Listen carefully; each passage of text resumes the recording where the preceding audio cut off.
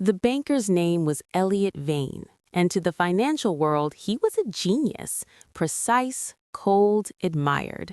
He spoke in numbers the way poets spoke in metaphors. To him, time was interest, people were risk, and pensions were dormant money wasting its potential.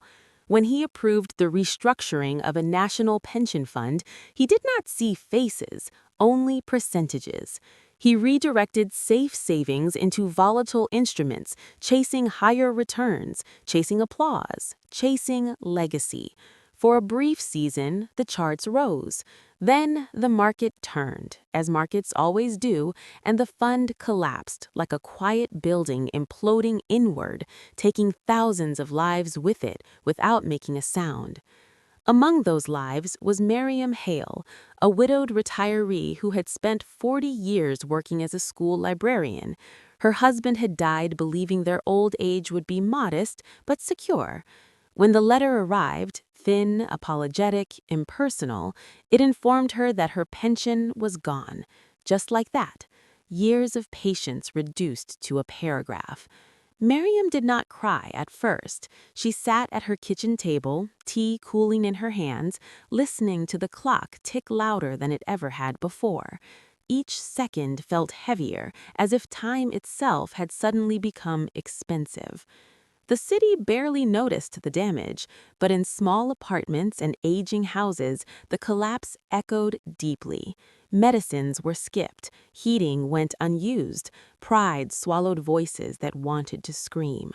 Miriam began receiving phone calls from old colleagues, neighbors, strangers who somehow found her number because she was the one who still answered, still listened. She started keeping notes, not out of anger, but out of habit. Names, dates, promises made, promises broken. What began as grief slowly transformed into resolve. Miriam gathered the survivors, not in protest halls, but in community rooms and church basements. People came with folders, shoeboxes, trembling hands. She helped them organize their stories, their documents, their losses. She spoke calmly, firmly, never loudly. "We are not asking for mercy," she would say. "We are asking for responsibility." The evidence grew thick enough to be impossible to ignore. When the case reached regulators, the public finally learned what numbers had hidden. Elliot Vane did not go to prison. Instead, something worse happened. As part of a rare ruling meant to restore trust rather than destroy expertise, he was ordered to manage the same pension fund he had ruined, but this time under total transparency, with survivor oversight, no bonuses, no exit. His decisions would be reviewed by the very people he had once erased from his calculations. He could not leave until the fund was stable and trust restored, however long that took. The first meetings were unbearable. Retirees stared at him with eyes that carried decades of work and sudden fear.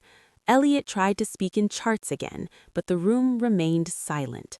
Miriam finally spoke. "We don't need brilliance," she said softly. "We need time and care." It was the first moment Elliot realized he had never learned either. Days turned into months, months into years. Elliot began to slow down. He learned to explain, not impress, to wait, to listen to stories about lost spouses, missed weddings, and quiet sacrifices. He watched how deeply time mattered to people who had so little of it left. Every conservative decision he made felt small, unremarkable, and right. Growth was slow, almost invisible, but it was real. Trust, he discovered, compounded differently than money. Miriam's health declined as the fund recovered. She attended fewer meetings, but her presence lingered in every process she helped build. When the pension was finally declared stable, modest, honest, secure, Elliot visited her one last time. She smiled weakly and said, "You finally learned what a year means to someone who doesn't have many left." She passed away weeks later. Elliot never returned to his old life.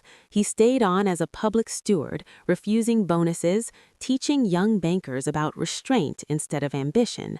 On his desk sat an old ticking clock Miriam once carried, a reminder that money moves fast, but time does not forgive. And in that quiet lesson, paid for by lives nearly broken, he learned what no market had ever taught him: wealth without humanity is debt that time always collects.